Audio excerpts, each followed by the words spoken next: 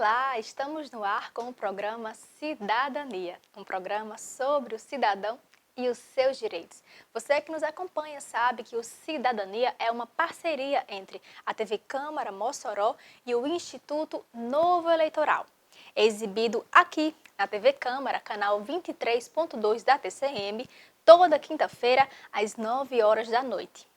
Você também sabe que esse programa é para levar até você informação sobre os mais diversos assuntos, sempre abordando também questões e aspectos jurídicos, para que você se torne cada vez mais um cidadão consciente dos seus direitos, dos seus deveres na comunidade e que possa atuar de forma mais efetiva.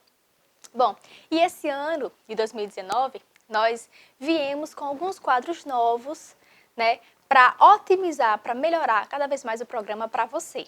E no quadro O Povo Quer Saber, hoje nós teremos perguntas sobre direito do trabalho. Então, roda aí para a gente ver quais são as dúvidas do pessoal de casa.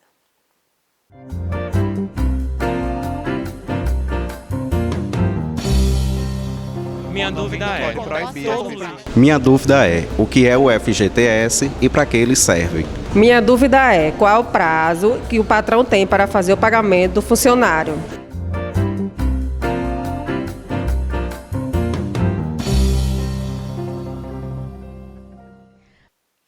Obrigada, Alexandre, obrigada, Roberta, pelas perguntas de vocês. Se já respondendo, a dúvida do Alexandre, ele pergunta sobre o FGTS, que é o Fundo de Garantia de Tempo de Serviço. Ele foi criado, na verdade, como uma forma de proteger o trabalhador que foi demitido sem justa causa. Então, é como se o FGTS, que é aberto através de uma conta vinculada ao contrato de trabalho, uma conta bancária. É como se ele fosse um instituidor de um patrimônio. Todo mês, o empregador ele deposita nessa conta do trabalhador o equivalente a 8% do salário. Lembrando que esses 8% ele não é descontado do salário do empregado. O empregador ele vai efetuar o pagamento do salário normalmente e, por fora, ele vai pagar ainda 8% que será depositado nessa conta vinculada ao trabalhador. E aí, em caso de demissão sem justa causa, o trabalhador pode ir até a Caixa Econômica Federal e requerer esse levantamento desses depósitos mensais. E Roberta fez uma pergunta também muito interessante, que eu acredito que é dúvida também de outras pessoas, quanto ao prazo de pagamento do salário. Bom, o empregador, ele tem até o 5º dia útil do mês subsequente ao vencimento para poder efetuar o trabalho. Por exemplo, o pagamento do salário de fevereiro, ele pode ser efetuado até o 5º dia útil do mês de março. Então, o mês de fevereiro que se venceu, ele pode ser efetuado, sim, no mês subsequente, desde que respeitados os 5 dias úteis. Bom, esse foi o nosso quadro O Povo Quer Saber. E nós voltaremos no próximo bloco, trazendo a nossa convidada, conversando um pouco sobre a psiquiatria, um pouco sobre alguns transtornos psiquiátricos, mentais. A gente sabe que, infelizmente, cada vez mais é um tema que a gente deve explorar, deve debater, cada vez mais é recorrente esse tipo de transtorno em crianças, adolescentes, em adultos. E por isso a nossa preocupação em trazer até você o tema e também esclarecer um pouco das dúvidas que muitas pessoas têm. E para isso nós vamos trazer aqui a nossa convidada, a médica psiquiatra, doutora Geilne Queiroz. Então, no próximo bloco, nós vamos conversar um pouco com ela e se você tem alguma dúvida, também pode enviar para a nossa equipe através das nossas redes sociais. Nós temos o nosso Instagram, @cidadania, temos também o Facebook, Programa Cidadania, e temos o nosso Twitter, @cidadania_tvc. Não sai daí que a gente volta já.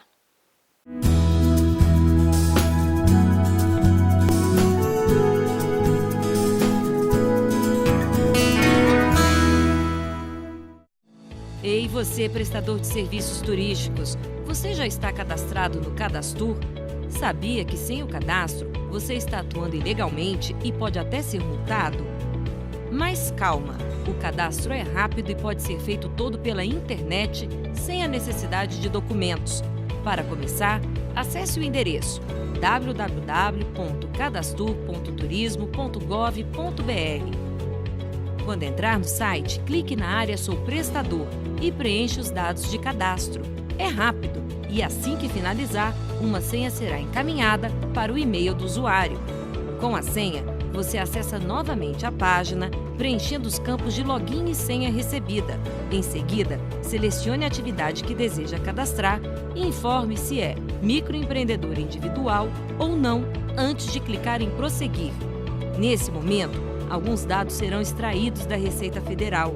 A empresa deverá possuir códigos QNAI no CNPJ, de acordo com a atividade que deseja cadastrar. Mas algumas informações ainda vão precisar ser preenchidas por você. Terminou? Leia atentamente o termo de responsabilidade e, se estiver de acordo, confirme. Pronto! Agora você será informado por e-mail quando o certificado estiver disponível. Você poderá acompanhar a solicitação através do histórico de cadastro. É possível cadastrar outras atividades para a mesma empresa ou o mesmo usuário cadastrar outro CNPJ. Basta seguir o mesmo procedimento. Viu como é fácil? Ser legal é bom para o turismo, para o empresário e para o Brasil. O Ministério do Turismo adverte: muitas vezes a exploração sexual de crianças e adolescentes acontece diante dos nossos olhos. Quem finge que não vê, vira cúmplice. Fique de olho e denuncie. Disque 100. Ministério do Turismo, Governo Federal, Pátria Amada Brasil.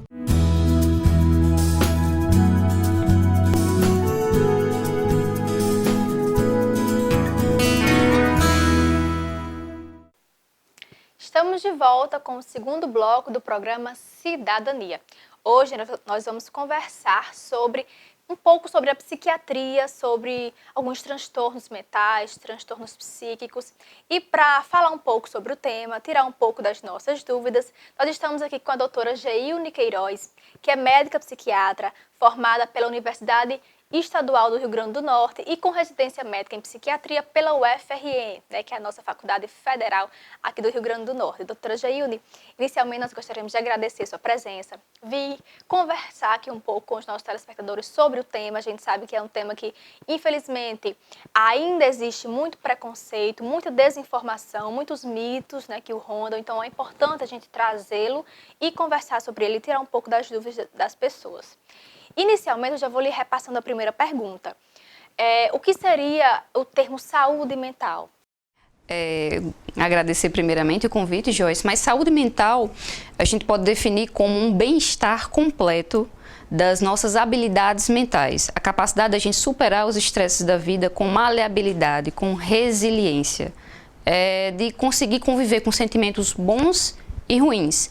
E trazer funcionalidade, trazer benefícios à comunidade, às relações interpessoais. Conseguir, como a gente chama, funcionar. Uma funcionalidade. É o que a gente chama de saúde mental. A gente sabe que, popularmente, a gente chama de transtorno mental. Esse termo é correto ou seria transtorno psíquico? Transtorno mental, transtorno psíquico, a gente chama mais de transtorno mental. É melhor que distúrbio mental, que é semelhante à doença mental. Só lembrando que saúde mental é diferente de transtorno mental, né? Saúde mental é um conceito, transtorno mental é quando nós temos um prejuízo na nossa saúde mental e aquele prejuízo nos causa sofrimento, consequentemente. Doutora Geilne, e quais seriam os transtornos, então, mais comuns que afetam aí a maioria da população? O transtorno mais comum, de longe, é os transtornos ansiosos, transtornos de ansiedade. Transtorno de ansiedade generalizada, transtorno de pânico, a fobia social, as fobias específicas. E, em segundo lugar, nós temos os transtornos de humor, que seria o transtorno depressivo e o transtorno bipolar. Mas temos outros, né? O TOC, que é o transtorno obsessivo compulsivo, o TDAH, que é transtorno de déficit de atenção com hiperatividade, a esquizofrenia, dentre outros. Os transtornos alimentares, que estão muito em voga, anorexia, bulimia, transtorno de compulsão alimentar periódica, que é o BIND. Mas o comum na população é a ansiedade e a depressão. Doutora Geilne, a gente sabe que por muito tempo, as pessoas que sofriam desses transtornos eram vistas como malucas, né, deveriam ser tratadas em manicômios. Essa realidade ela foi mudando aos poucos, né? As pessoas passaram a ser vistas como doentes, mas ainda muito rejeitadas pela população. Às vezes achavam que era besteira, né, aqueles sintomas pelos quais a pessoa vinha passando. E hoje a nossa realidade é a de encarar essa doença de uma forma diferente, mais respeitosa, mais atenciosa, as próprias formas de tratamento. A senhora podia falar um pouco sobre essa realidade? A desestigmatização, né? Era um estigma, né? Era, aquela pessoa é louca, aquela pessoa é Pinel, né? Felipe Pinel foi um dos primeiros psiquiatras lá da Europa, por isso associavam o nome dele à pessoa, ao doente.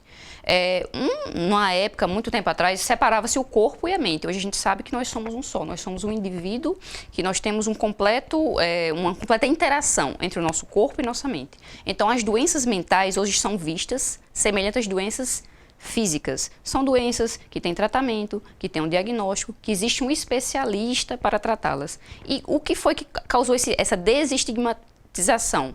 Ambientes como esse, espaços como esse, onde a gente possa dar informação ao paciente, à população no geral. Então foi aberta, né, a mídia, foi aberta os meios de comunicação para a gente falar sobre isso. E a partir do momento que eu sinto um sintoma, ou que tem um parente meu sentindo um sintoma, então aquilo normaliza. Opa, quer dizer que pode ter? Ai, não é só louco que pode ter, não. Mamãe pode ter, papai pode ter, eu posso ter. Então sai da loucura e passa a doença. A gente tem um pouco de egoísmo, né? Quando chega para nós já muda um pouquinho. Mas em parte é isso, a desestigmatização. E a própria questão, né, a senhora já falou, antigamente era visto como essa questão da loucura mesmo, né? E aos poucos, talvez por ela ir sendo mais comum, né, é que ela foi sendo, peraí, a gente precisa olhar essa questão com mais atenção, né? O grande número de casos, porque médicos e pesquisadores já atribuíram ao câncer e à depressão como os males dos séculos, né? Do século. Então, a que a senhora atribui esse boom nessas doenças? Será que houve realmente o número de casos? Foi o número de casos que aumentou? Ou será que foi a própria atenção a essa doença que fez com que as pessoas estudassem e aprendessem a falar um pouco mais? A ciência, né, o diagnóstico, a medicina é uma ciência que vai evoluindo. Então, vão descobrindo formas de diagnosticar a doença. Então, quanto mais eu sei o que é uma coisa, eu a reconheço, né? Se eu não sei o que é uma coisa, eu não a reconheço na rua. A partir do momento que a gente conheceu, a gente começou a identificar. Então, as pessoas morriam de câncer, as pessoas tinham depressão, embora não se sabia. Agora, o que a gente tem hoje, realmente o maior número, também pelos nossos hábitos de vida pouco saudáveis, né? E existe uma relação de câncer com depressão. Na realidade, existe uma relação de transtornos mentais com transtornos crônicos de qualquer natureza. Câncer, diabetes, pressão alta. Quem tem transtorno mental tem mais chances de ter um câncer, um diabetes e uma pressão alta. Mas eu entendo que, principalmente o diagnóstico, as formas de diagnóstico que foram se desenvolvendo e a informação. Eu tenho informação. Peraí, quer dizer que isso que eu tenho uma doença? Eu procuro o médico. E antigamente a gente não tinha informação. Então as pessoas não sabiam que era doença. Elas padeciam em casa e não procuravam. Então não era notificado. Então hoje a gente tem um maior número por conta disso. Até mesmo o preconceito que a própria pessoa tinha, né? Não, eu não vou ao médico psiquiatra porque se algum conhecido me ver na fila do médico vai pensar que eu estou louca, né? O próprio paciente, ele tinha medo de ir procurar um especialista. Tinha e ainda tem, né? Hoje é menos, não diria bem menos, mas hoje é menos. Mas ainda tem. Vai ali meio escondidinho, meio, né? Vou procurar, mas não é método louco não, né, doutora? Quer dizer que sim, eu tenho isso, mas não sou louca não, né? Eu disse, não é assim. As pessoas têm que entender que os profissionais da saúde mental, psicólogo, psiquiatra, eles cuidam da mente, né, e não da loucura. Quem tem mente? Todos, né? Então, nós precisamos cuidar da nossa saúde mental para manter nosso bem-estar social, nosso bem-estar com nossa família, com os nossos amigos, no lazer e conosco mesmos. Como a própria doutora falou, né, hoje cada vez mais a gente tem a certeza, né, que mente e corpo, eles estão em sintonia, devem estar em sintonia, né? Até porque o nosso cérebro, ele comanda nossos sentimentos, nossas emoções, nossas ações, né? Então, para que o nosso corpo esteja sadio, a nossa mente também deve estar sadia, né? Mas, doutora, falando agora um pouco sobre a depressão em si, né, que é um desses transtornos. Existem alguns sinais comuns à população, alguém que possa identificar, eu estou com alguns desses sinais, eu preciso procurar um especialista? Sim, com certeza. Existem os dois principais sintomas, dois principais sinais que tanto a pessoa sente, como eu posso reconhecer em alguém que sente, é a tristeza. Às vezes a gente pode dissimular a tristeza, a pessoa pode estar triste e não demonstrar, mas é um sintoma. O segundo sintoma é a perda de interesse nas coisas, nas atividades que ela costumava ter interesse. São os principais. Mas daí eu tenho alterações do sono, perda de sono, aumento de sono. Alterações de apetite, perda de apetite, aumento de apetite. Alterações cognitivas, é o branco, é a lentificação, é a falta de atenção, é a falta de concentração. A pessoa pode ficar mais lentificada ou mais acelerada, mais agitada.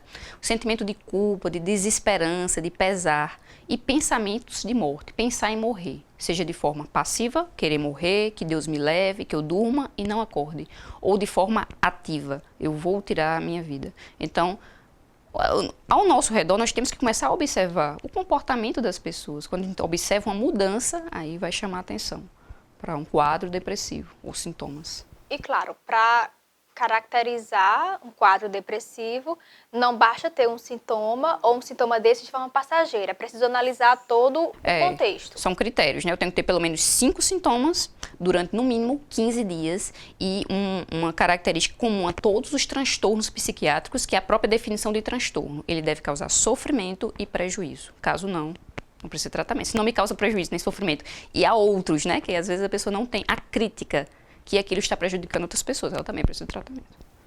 E claro, existem alguns episódios, né, na vida do ser humano, alguns episódios que naturalmente eles vão demandar de você uma carga emocional maior, que vão lhe deixar triste, né? Por exemplo, a morte de alguém querido, de um ente querido, de um amigo, às vezes a demissão de um emprego que você gostava muito, o fim de um relacionamento, são episódios que todos nós estamos possíveis, né, de passar e que demandam realmente um período ali de luto, digamos assim. Mas esses períodos eles devem ser ultrapassados de certa maneira, com facilidade. Exato. Nós somos reativos às coisas da nossa vida. Se chama vida, né? Sofrimento se chama vida, conquistas, tudo faz parte da vida, da realidade. Então, nós reagimos à realidade. Coisas felizes nos deixam alegres, coisas mais pesarosas nos deixam tristes. O luto, como você citou, que são as perdas. Qualquer perda é um luto, né? Uma perda de um ente, uma perda de um emprego, uma perda de um relacionamento, uma perda de um objeto, tudo é luto. Mas nós temos que passar pelo luto.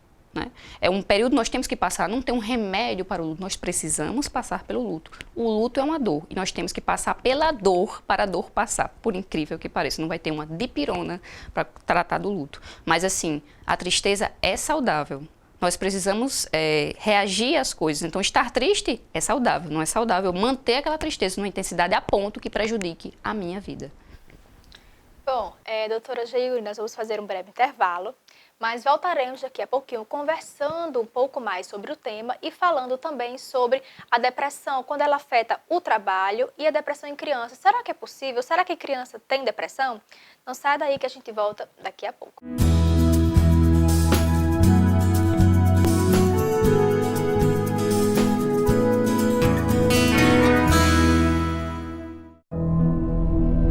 A gripe pode matar seus filhos.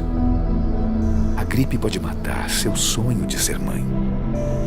A gripe pode tirar você dos seus filhos e netos.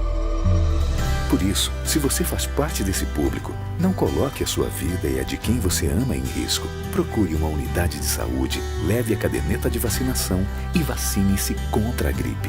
Ministério da Saúde, Governo Federal, Pátria Amada Brasil.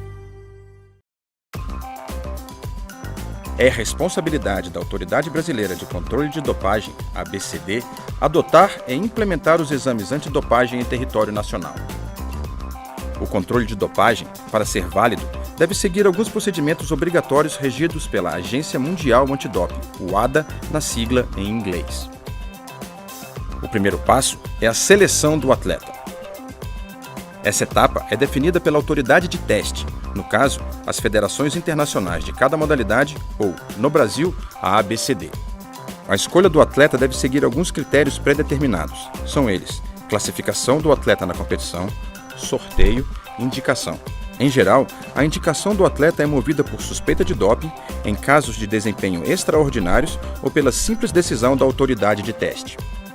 Os atletas podem ser escolhidos para testes surpresa quando estão fora de competição.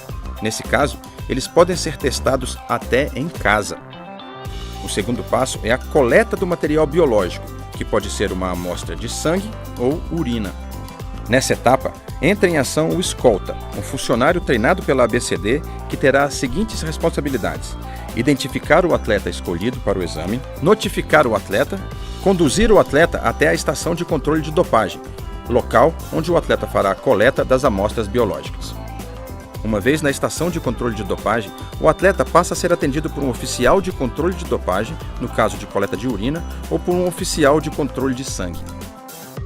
O atleta, então, colhe sua urina ou tem o sangue devidamente coletado, nesse caso, seguindo-se todos os procedimentos do padrão internacional de testes e investigações. Encerrada a coleta, inicia-se o processamento da amostra. Nessa etapa, o atleta escolhe o kit de armazenamento que irá abrigar as amostras A e B. O próprio atleta lacra o kit e preenche o formulário de identificação. É importante ressaltar que o kit que vai para o laboratório acreditado que irá analisar a amostra não contém a identidade do atleta. Ela é preservada durante todo o processo. No kit, há apenas um código cuja identidade só é conhecida pela autoridade de teste. O passo seguinte é o envio da amostra para o laboratório. A partir daí, a amostra deixa de estar na presença do atleta. Tem início, então, um processo chamado de cadeia de custódia. Algumas exigências devem ser cumpridas durante a cadeia de custódia. Detalhes como a temperatura da amostra no envio ao laboratório e o prazo de entrega devem ser respeitados para que o exame tenha validade. Qualquer problema durante a cadeia de custódia pode invalidar o resultado do exame. A próxima etapa é a análise da amostra pelo laboratório. A amostra A é analisada e a B é guardada para o caso de exigência de uma contraprova. Na América do Sul, apenas o Laboratório Brasileiro de Controle de Dopagem, LBCD, no Rio de Janeiro, é acreditado pela UADA para fazer análises de amostras de testes antidoping. Ele pode atender tanto a ABCD quanto organizações nacionais antidopagem de outros países. O passo seguinte é o gerenciamento de resultados. Em caso de um resultado analítico adverso, ou seja, quando foi detectada na análise alguma substância proibida pelo Código Mundial Antidoping, a ABCD é comunicada e inicia-se o gerenciamento de resultado. Então, o último passo do processo é iniciado, que é o julgamento do atleta. No Brasil, isso é feito pelo Tribunal de Justiça Desportiva Antidopagem. Se for condenado, o atleta recebe uma punição que pode ser advertência, inelegibilidade por períodos que podem variar de 2 a 8 anos ou até mesmo o banimento do esporte.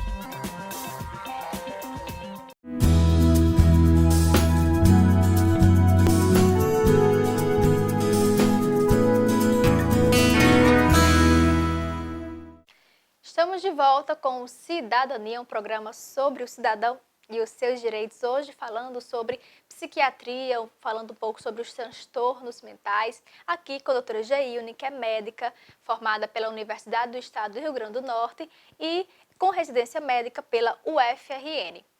Doutora Geilne, nós falávamos um pouco da depressão, né, no bloco anterior, a questão de alguns sintomas, de como alguém pode se reconhecer, talvez entrando numa fase depressiva, mas e os familiares? Quando eles começam a notar essa diferença de comportamento, diferença de humor, de emoções, como a família e os amigos mais próximos podem ajudar essa pessoa?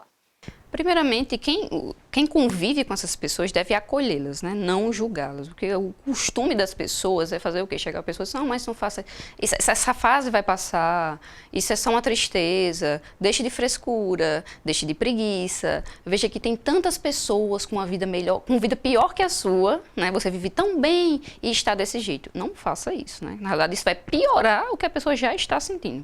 Então, primeiramente, acolher, ouvir. Se você não sabe o que falar, não fale, ainda é melhor do que falar coisas inadequadas.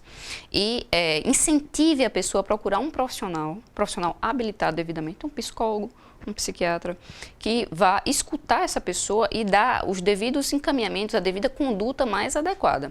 Mas uma coisa que você falou, né, as pessoas que prestam atenção, essa é a questão, prestar atenção. Será que nós prestamos atenção às coisas que estão à nossa volta? O que é muito comum está acontecendo no nosso país, os pais não estão prestando atenção nos filhos, principalmente os adolescentes que são mais isolados, né? Então, assim, para a gente chegar a reconhecer algo, nós temos que estar atentos àquela coisa, né? Nós temos que prestar atenção, nós devemos conhecer quem vive ao nosso redor. conhecer os seus comportamentos, o seu jeito de ser, porque a partir do momento quando ele muda, a gente, opa, mudou, alguma coisa está acontecendo. E vai lá e vamos conversar, deixa eu te escutar. Tá? Ou então dizer, eu entendo o que você está passando, eu entendo o seu sofrimento, estou aqui para lhe ajudar, se mostrar disponível, proativo para ajudar, é o principal. Então, quer dizer, muitas pessoas acham que assim, eu tenho que dar um chacoalhão, eu tenho que dizer umas verdades a ela, eu tenho que fazer ela abrir o olho, isso não vai ajudar. Dar carão não vai ajudar. Não vai, pelo contrário, pode até atrapalhar. Deixa que o profissional com a forma adequada, exatamente como eu disse, se você não sabe o que falar, é melhor você só se dispor, né, se mostrar disponível para ajudar. Escute, escute, acolha, veja o que ele está escutando, quais são as queixas dele, né? E tal, ele vai lá se queixar das lamúrias, né? Vai dizer tudo, as queixas, você escuta e você cala. E vocês, vamos procurar uma ajuda? O que é que a gente pode fazer? Como é que eu posso te ajudar? Mostre soluções. Ela já tem muitos problemas, não vá com o outro para cima dela, não. Doutora, falando então um pouco agora também sobre as crianças e adolescentes. A criança, ela pode ter um quadro depressivo? Pode e tem, né? As crianças têm depressão, adolescentes têm depressão. Já tive pacientes, crianças com transtorno bipolar, que dirá a depressão. A depressão, os mesmos sintomas que eu citei para os adultos, nós temos nas crianças. Porém, a criança não tem a maturidade da expressão, ela não vai saber dizer. A criança é muito concreta, então ela vai expressar muito no corpo, em sintomas físicos. De que forma? Mamãe, eu estou com dor de cabeça, mamãe, eu estou com dor na barriguinha, coisas que ela não costumava. Ou então comportamentos, ela fica mais isolada, deixa de brincar com os amiguinhos. Então, são coisas que na prática, a mãe, ela não vai chegar, mamãe, eu estou triste, mamãe, eu estou angustiada, ela não vai chegar. Xixi na cama, que não costumava ter, e vai ter. Mau desempenho na escola, né? A professora refere, olha, ele tirava nota boa e tal, e está assim dessa forma. Primeiramente, a mãe deve investigar outras causas de possíveis mau desempenho na criança. Otorrino, né? Déficit auditivo e déficit visual, com oftalmo. Excluindo, né, causas de sentido, né, que prejudiquem a criança a receber o ensinamento, vamos investigar causas cognitivas. Por que aquela criança está prestando mais atenção? Porque ela perdeu o interesse. Ela gostava de ir para o cinema, gostava de brincar, de bonequinha com os colegas, parou, está retraída. E uma característica importante da depressão em crianças, diferente dos adultos, ela se mostra mais irritada do que triste. Os adultos a gente vê mais tristeza, nas crianças é a irritabilidade, mais irritadiça, mais estressadinha. Justamente essa diferença que você falou que pode ter sintomas mais passivos, sintomas mais ativos. A criança, ela se enquadra mais nesse quadro mais ativo. Não, mais ativo. Você vai ver em comportamentos mesmo, assim, de atitudes, porque ela fala mais com gestos e com o corpo do que o adulto. Ele vai chegar, ele vai conseguir verbalizar. A maturidade do adulto permite ele traduzir o que ele está sentindo em palavras. Tristeza, é angústia, é raiva, é medo. A mãe tem que incentivar a criança a traduzir isso, mas entender que quando... Ensinar, isso se chama psicoeducação, ensinar a criança, por exemplo, caiu o sorvetinho, caiu no chão, se machucou, está chorando, venha meu filho, você está triste, ensinar que aquilo que ela está sentindo, né, relacionar aquele sentimento a um nome, tristeza. O que você está sentindo? É medo? Porque meu coleguinha pegou o negócio de mim. O que você está sentindo? É raiva? Eu entendo, é raiva, é normal e tal. Explicar, porque a criança vai começar a nomear os sentimentos. Uma das grandes causas por que os transtornos mentais estão aumentando tanto na população. Nós não somos psicoeducados. Nós não fomos educados a prestar atenção nos nossos sentimentos e nomeá-los e conseguir expressá-los. Doutora, a mãe que está nos assistindo, ela diz, meu filho é muito rebelde, ele está numa fase, será que ele é depressivo, que ele está numa fase muito irritadiça? A gente sabe que as crianças, elas passam por várias fases, né? Tem momentos que a criança, ela fica realmente mais irritada, ela fica mais rebelde, né? Não sabe, principalmente considerando a idade da criança, ela não sabe responder a certos estímulos, né? Tem momentos de birra. Então, não é um quadro isolado ou... Não é um sintoma só, como você falou, manha. Manha pode ser um sintoma depressivo. Então quer dizer que se minha criança tem manha, ela é deprimida? Não.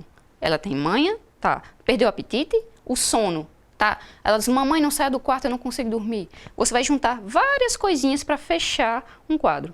Porque crianças são, assim, muitas crianças são manhosas, né? Por isso são deprimidas, né? Mas a manha em excesso pode chamar atenção. A gente tem que juntar. Nós somos um quadro, né? Nós somos um todo. A gente não pode isolar a pessoa, definir a pessoa por uma coisa que ela faz. E é por isso que o pai, a mãe, os avós, os responsáveis, né? Assim como os professores, eles devem estar atentos a essa mudança de comportamento. A gente sabe que cada vez mais a vida é corrida, o dia a dia, os pais trabalham cada vez mais, ficam muito tempo fora de casa, né? Às vezes um funcionário acompanha aquela criança, mas é importante que os pais estejam atentos a essas mudanças de comportamento dos filhos, estejam sempre em sintonia com a escola, conversando. Professora, tia, como vai o meu filho na escola? Como vai a aprendizagem dele, né? Para que a gente possa identificar cada vez mais cedo esses sinais, assim como nos adultos, as crianças também, elas têm tratamento. Elas têm né? tratamento. E quanto mais cedo for identificado algum transtorno, melhor a chance, Melhor a chance de cura, né? Quanto mais cedo eu identificar, mais cedo eu trato e mais cedo ela se cura. Quanto mais tempo um transtorno fica na pessoa, é mais difícil de curar e também é mais fácil de ter de novo. E cada vez que tem, tende a ser mais grave cada vez. Porque a importância de procurar logo, né? A gente chamar a atenção via meios de comunicação. Para chamar a atenção, quanto antes identifica, antes trata, antes cura, né? Melhora ou cura, a depender do transtorno. E a gente evita que a pessoa tenha várias vezes. E por que é importante a pessoa não ter várias vezes? Porque ter várias vezes vai prejudicar a pessoa cada vez mais. Qualquer doença. Vai prejudicar a cognição dela, né? Uma pessoa que tem uma depressão é diferente da pessoa que teve 5 ou 20 episódios de depressão na vida. Exatamente, como qualquer doença. É uma doença. Então, se você está doente, você faz o quê? Você se trata, né? Normalmente. E não quer que ela retorne. Que retorne, caso uma exatamente. reincidência, né?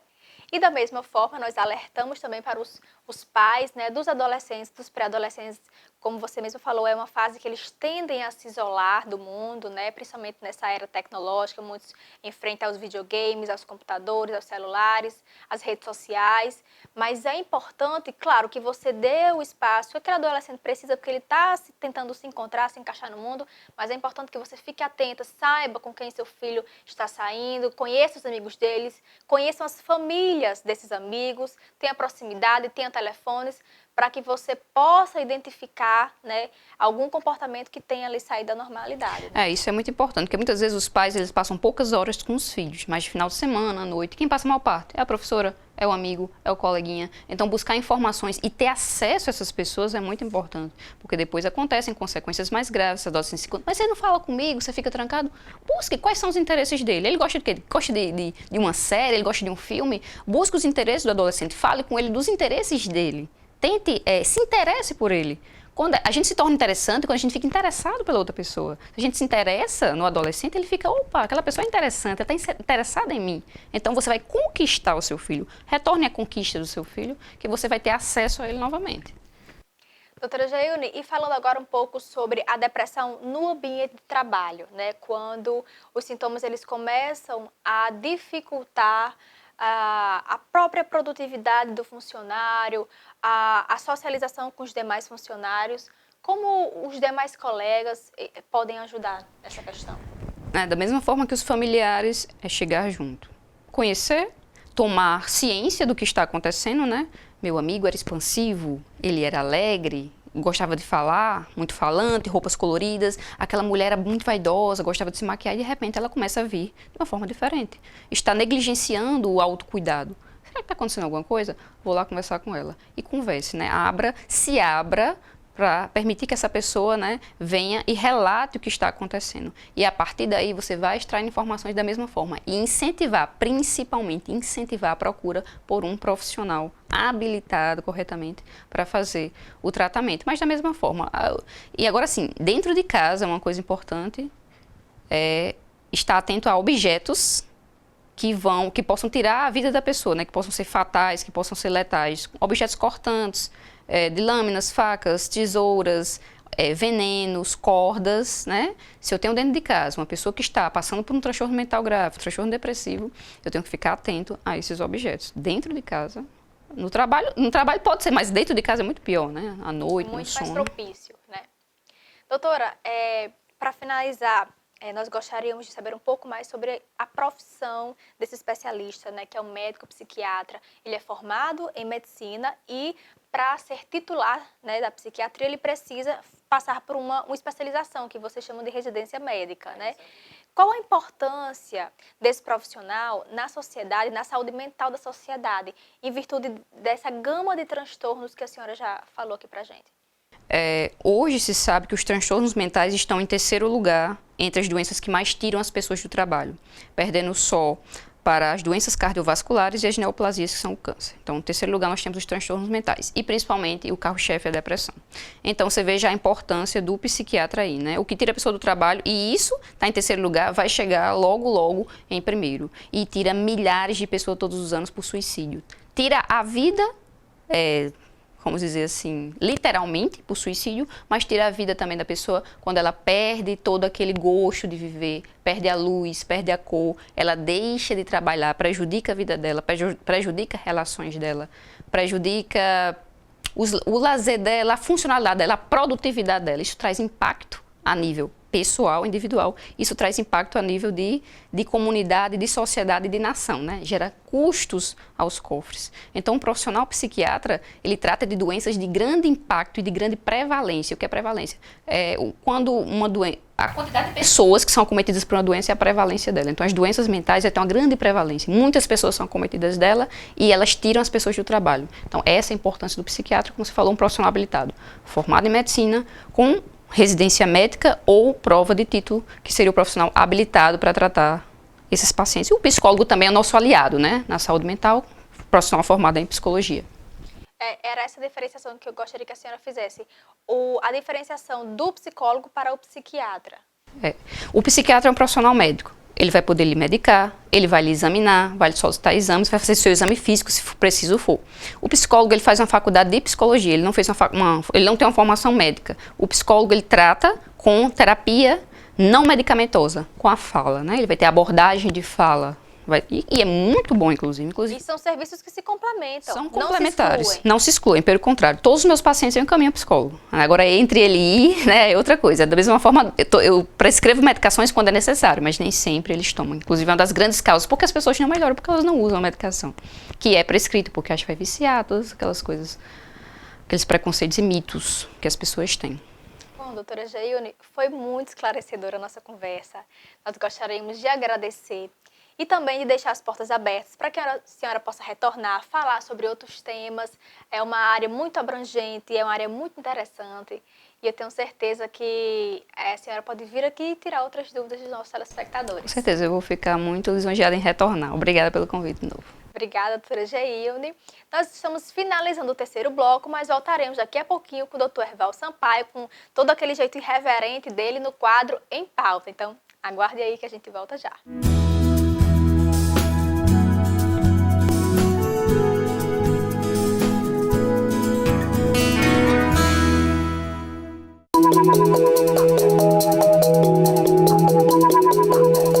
Meu nome é Alexandre, sou pediatra do SAMU.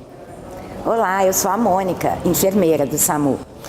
Nós estamos aqui hoje para demonstrar para vocês, usuários, como a gente deve agir no caso de uma criança com um mal súbito, em que a gente consiga detectar uma possível parada cardiorrespiratória. E a Mônica está aqui comigo para mostrar ali na prática como a gente deve agir enquanto o SAMU não chega. O primeiro passo é o seguinte: você tem que perceber se a criança ela está responsiva ou não. Como que isso se dá? Você vai estar diante de uma criança e vai estimular a criança para ver se ela te responde, estimulando de forma tátil ou perguntando se a criança te ouve ou fazendo estímulos pelo resto do corpo, pela planta do pé, ou pela mãozinha, ou pelo abdômen.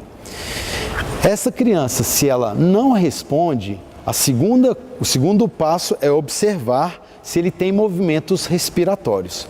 Normalmente a gente olha o tórax ou o abdômen se movimentando. Não havendo movimentos respiratórios e não resposta aos estímulos táteis, você vai fazer o acionamento via 192 para o SAMU. Então, observados que não há resposta aos estímulos, não há movimentos respiratórios, você vai, e após feito o contato com 192, você vai iniciar as manobras de compressão torácica.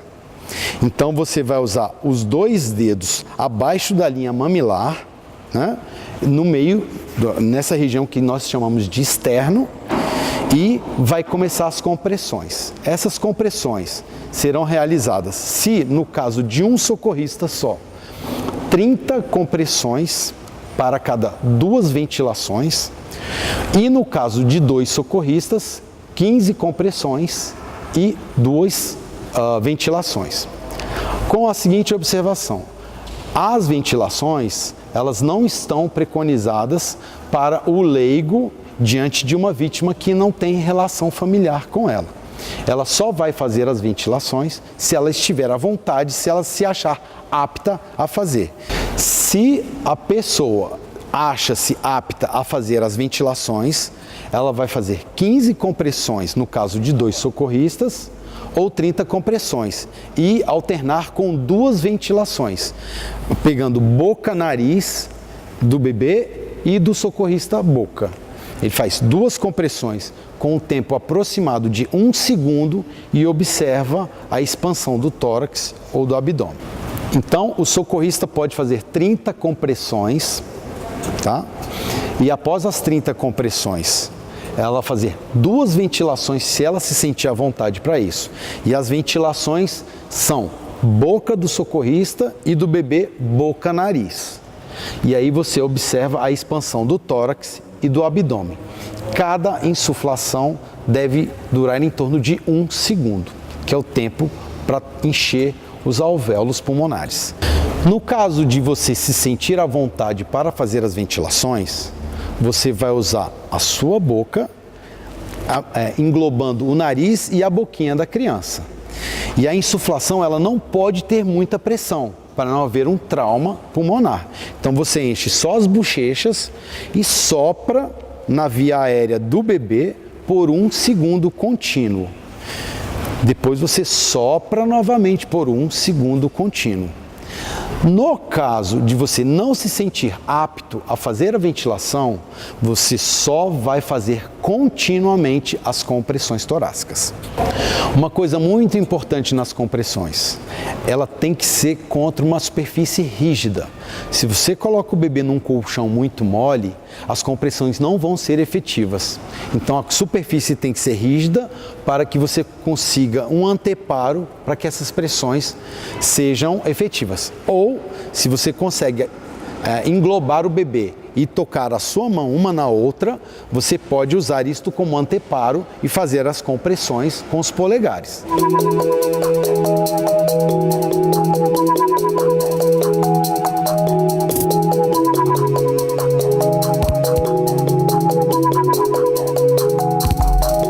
Que mundo podemos deixar para as futuras gerações? Um mundo sem fome, com educação de qualidade. Um mundo com saúde e bem-estar para todos. Com igualdade de gênero, mas com igualdade mesmo. Que produz respeitando a natureza. Com sustentabilidade para nossos rios e oceanos. E com trabalho digno e paz entre os povos.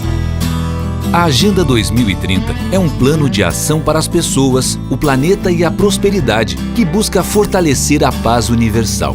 Indica os Objetivos de Desenvolvimento Sustentável com metas para erradicar a pobreza e promover uma vida digna para todos do planeta. Assim, países do mundo todo podem adotar o plano de acordo com suas prioridades e atuar no espírito de uma parceria global para melhorar a vida de todos. O Brasil tem feito a sua parte e continuará fazendo no futuro. Saiba mais em www.odsbrasil.gov.br.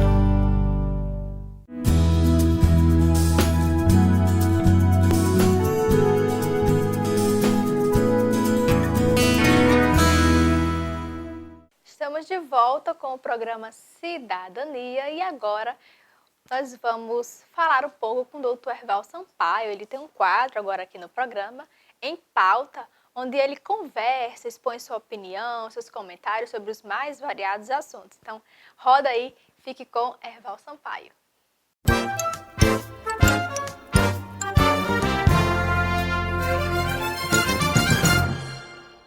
Amigos e amigas que acompanham o Cidadania, né? Infelizmente não estou ao vivo aí, junto com a nossa querida Joyce, né? Beleza, mas eu vou estar, hein? Qualquer dia eu apareço aí, o Ervalzinho nunca vai sair de Mossoró, nunca vai deixar de estar com Cidadania na TV Câmara, na TV Gazeta RN, por todo o estado do Rio Grande do Norte, quem sabe para o Brasil, com esse bate-papo, com esse quadro indiferente, interessante, falando de temas atuais, falando de temas polêmicos. E nessa semana vamos tratar de um tema importantíssimo.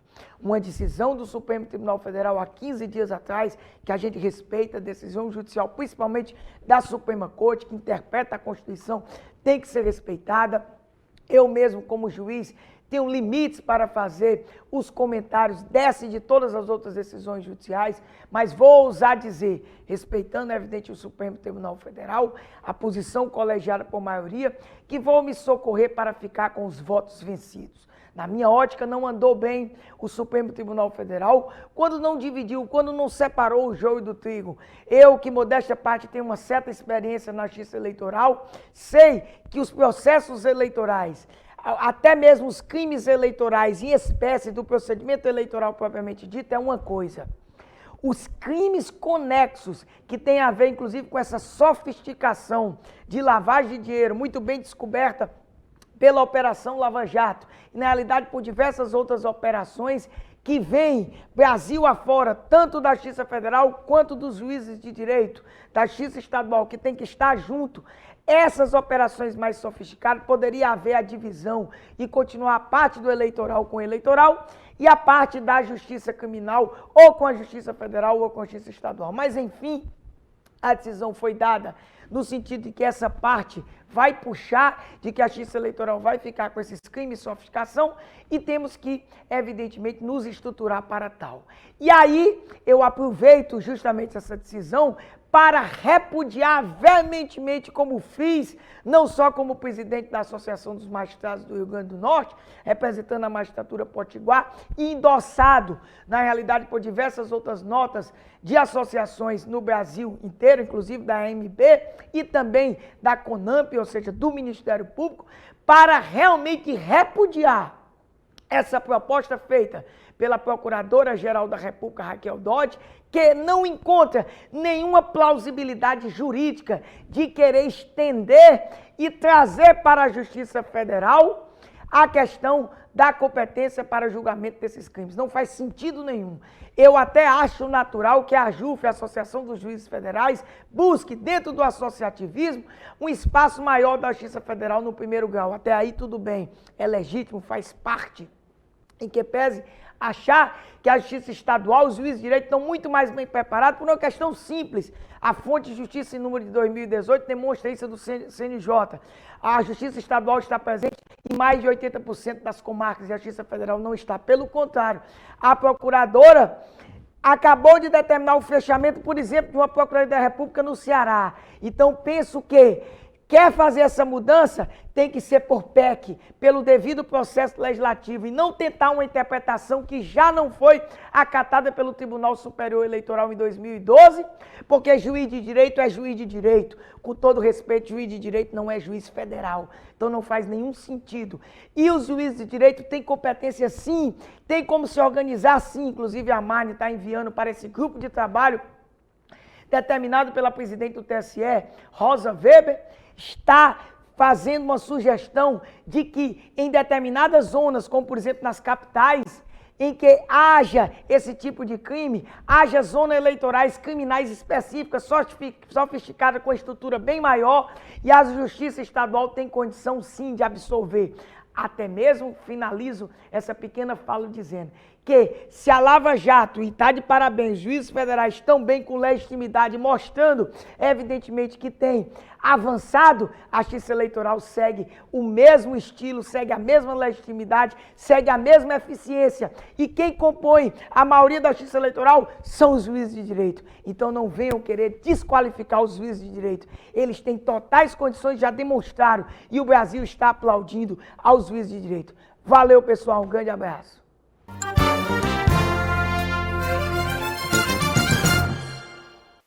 Obrigado, Terval Sampaio, pelos seus comentários, pela sua opinião. A população já estava sentindo falta, né, desse jeito comunicador de Erval e agora nós trouxemos ele de volta ao programa através do quadro Em Pauta. Se você quiser escutá-lo, saber da opinião dele sobre algum tema, pode enviar sua sugestão para as nossas redes sociais que a gente repassa para ele. Bom, e o Cidadania vai chegando ao fim. Até a próxima semana com outros temas, outros assuntos, levando até você informação dos mais variados assuntos. Até lá! Cidadania, um programa sobre o cidadão e os seus direitos.